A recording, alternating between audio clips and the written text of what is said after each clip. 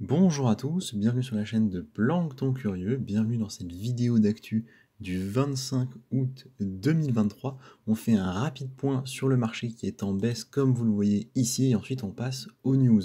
Donc journée dans le rouge, hier c'était plutôt à la hausse au moment de la vidéo. On peut regarder les sur 24 heures ou en une semaine, vous voyez on a eu vraiment cette petite rehausse suite aux bons résultats de la finance tradie, notamment de Nvidia. On en a parlé et je pense que vous devez pas mal en entendre parler dernièrement. Et voilà, recorrection directe depuis hier en fait, depuis hier après-midi. Le Bitcoin a légèrement chuté, hein, c'est pas grand chose, on parle de 400 $, 500 $ de chute, vraiment c'est peu. Et le marché suit directement avec des variations beaucoup plus importantes. Donc Bitcoin dominance toujours présente, hein, pas besoin d'aller voir des indicateurs pour ça, c'est assez évident, il suffit de regarder les chiffres. Au-delà de ça, parmi les cryptos qui m'intéressent, il y a toujours Matic. Matic à 54, donc c'est un peu moins que ce que j'ai eu. On a Atom qui a touché les 7,07, donc je crois pas que mon ordre à 7 $ a été pris, j'irai vérifier, je vous dirai si c'est le cas. Et il y a DOT également, on voit que pour le moment DOT il baisse pas tant que ça, je vais être obligé d'aller le chercher dans la barre de recherche pour le trouver. Donc voilà, le DOT il est à 4,45, donc pour le moment il est descendu jusqu'à 4,37, c'est un peu au-delà de mon ordre qui était à 4,2. Je regarde aussi CRV, mais bon CRV on voit que ça continue à shooter. Donc en ce qui me concerne, j'ai pas de raison d'en acheter tout de suite, vu que je ne suis pas pressé. Voilà, rien de plus à dire sur le marché. J'attends toujours la suite de la correction ou de la stabilisation avant de me positionner. Côté news, on va commencer rapidement par la news écho du jour qui va passer dans la fin de journée. C'est bien évidemment le discours de Monsieur Powell, hein, président de la Réserve fédérale américaine. Ce sera autour de 16 heures. En attendant, on voit que le marché est quand même dans le rouge, pas besoin de le répéter encore plus, mais c'est aussi le cas pour le marché traditionnel. Au niveau des news crypto, on va commencer bien sûr en Amérique avec l'expansion de Base, donc la Layer 2 de Coinbase, on en a déjà parlé plusieurs fois. Et donc parmi les noms marquants qui commencent à migrer vers Base, alors quand je dis à migrer, c'est qu'ils commencent à déployer leurs services sur ce Layer 2, eh bien on a OneInch, qui est quand même l'agrégateur de DEX de référence, qui vient offrir son écosystème de services DeFi sur Base. Donc moi je vous propose une petite citation tirée du communiqué qu'ils ont fait, hein, donc au niveau de la direction de OneInch, et ils disent « L'extension de cette nouvelle blockchain, donc, en parlant de Base, incubée par l'entreprise Coinbase, devrait permettre aux utilisateurs de OneInch d'accéder à une liquidité plus importante, à des coûts de transaction plus faibles et à des vitesses plus élevées. » Donc vous voyez, on a un peu toujours les mêmes objectifs. On veut être plus performant. Ils estiment que Base peut leur permettre d'atteindre ces objectifs, donc c'est parti. On continue en Amérique avec Ethereum qui, après Solana et son téléphone de 2022, eh bien, fait la même chose. Donc concrètement, le téléphone de Solana, je crois que tout le monde s'en fiche, en tout cas à ma connaissance, hein, je connais vraiment personne qui a acheté et qui se sert de cet appareil-là, mais Ethereum a jugé que c'était quand même un produit intéressant et qu'il fallait se positionner. Donc quand le téléphone de Solana est sorti, il y a eu un certain délai de 4-5 mois et Ethereum a annoncé travailler sur le projet. Et bien ça y est, ils ont annoncé tout récemment la prévente du téléphone Web3 pour la blockchain Ethereum. L'objectif annoncé, c'est de réduire la dépendance des utilisateurs d'Ethereum à l'égard de l'infrastructure centralisée. Je ne suis pas certain que ce soit un succès, mais on va essayer de comprendre quand même à quoi ça sert.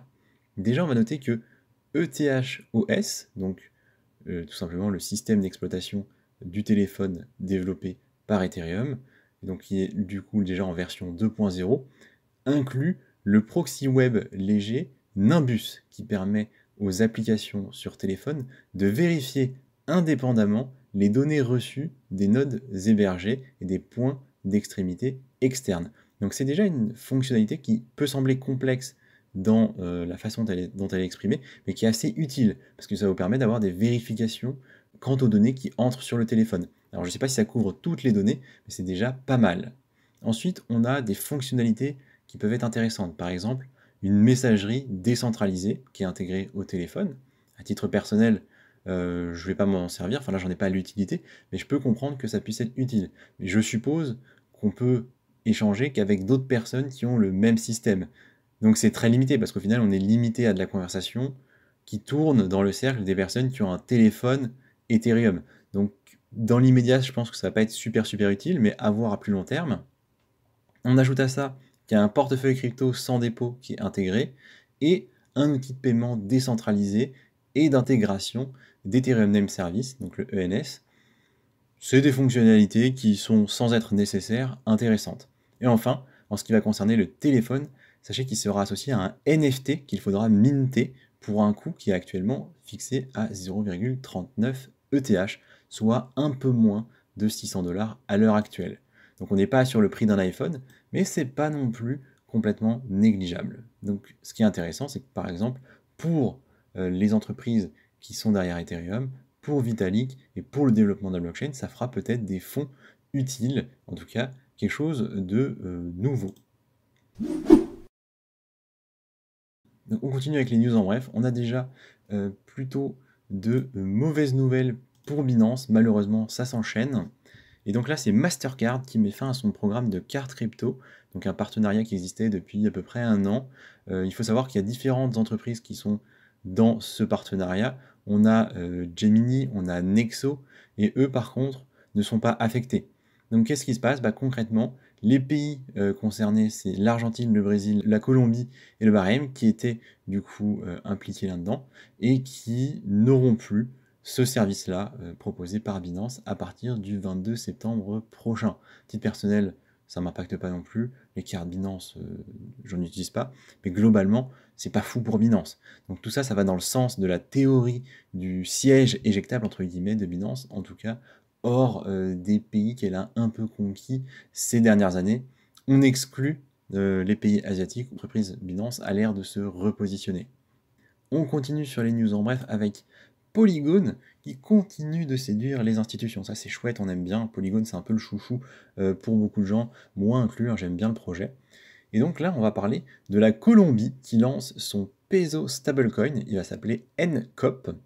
Encore une fois, hein, le nom des stablecoins, je suis pas vraiment fan, mais peu importe. Et donc tout ça lancé grâce à Polygon, c'est vraiment chouette. Il s'agit d'un nouveau partenariat notable pour notre layer 2 préféré, et on peut noter que le stablecoin en question est adossé au peso et non au dollar. C'est quand même assez peu courant. Il est émis par Num Finance, donc une entreprise qui gère déjà plusieurs stablecoins locaux, notamment pour l'Argentine et le Pérou. Donc encore une fois, de très bonnes choses pour Polygon qui continue de build malgré le bear market, et ça c'est quand même des choses qu'on apprécie. En parlant de projets qui continuent à build, on continue avec cette troisième news de la catégorie en bref, et c'est PancakeSwap qui continue son développement, même si c'est plutôt discret. Vous le savez certainement, moi je cherche à accumuler du PancakeSwap, je vous en parle toutes les semaines, et je pense que le projet tient toujours la route, malgré la chute assez forte de son token sur l'année 2023, et les soucis que rencontre Binance, parce que PancakeSwap, Binance, c'est des entreprises qui sont liées, dans le sens où PancakeSwap, c'est le DEX associé à Binance. On apprend aujourd'hui qu'il a colonisé la blockchain Linea. Donc Linea, c'est un layer 2 sur Ethereum. Bonne nouvelle, hein, une nouvelle blockchain qui se dit tiens, PancakeSwap, c'est quand même intéressant d'avoir ces fonctionnalités. Donc moi, je trouve que c'est vraiment bien. Et donc c'est l'occasion. PancakeSwap est présent sur un certain nombre de blockchains, notamment Ethereum, la BNB Chain évidemment, mais aussi Aptos, Polygon, ZK Sync Era et Arbitrum. Donc au final, beaucoup de blockchains de l'écosystème Ethereum. Je trouve que c'est plutôt pas mal, et je garde ça en tête. Et enfin, dernière nouvelle de cette catégorie, et ça conclura la vidéo d'actu d'aujourd'hui, on a le fondateur de Tornado Cash qui a été arrêté.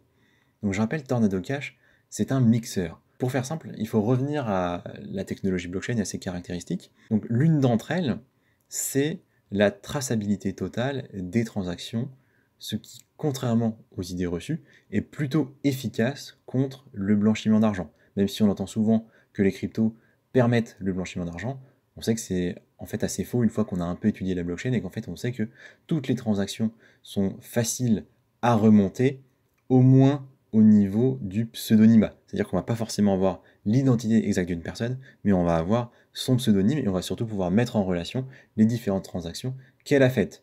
Et donc c'est à ce niveau-là qu'intervient Tornado Cash.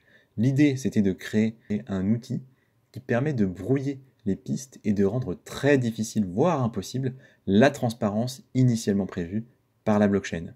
Donc on comprend que cet outil va permettre le blanchiment d'argent, ça semble évident, les personnes qui vont comprendre comment il fonctionne vont s'en servir pour faire des transactions et ne pas les déclarer ou financer des biens ou actions, activités illégales. Et donc ça va expliquer que l'entreprise soit poursuivie par les entités de régulation. La question qui se pose ici, en fait, c'est est-ce que en plus de l'entreprise, il faut poursuivre les développeurs? Et là, on voit que c'est ce qui est en train d'arriver, ce qui est quand même un coup dur pour eux, mais qui n'est pas complètement incohérent. Donc voilà, ça conclut la vidéo d'aujourd'hui. Je vous dis merci de m'avoir écouté et je vous souhaite un très bon début de week-end.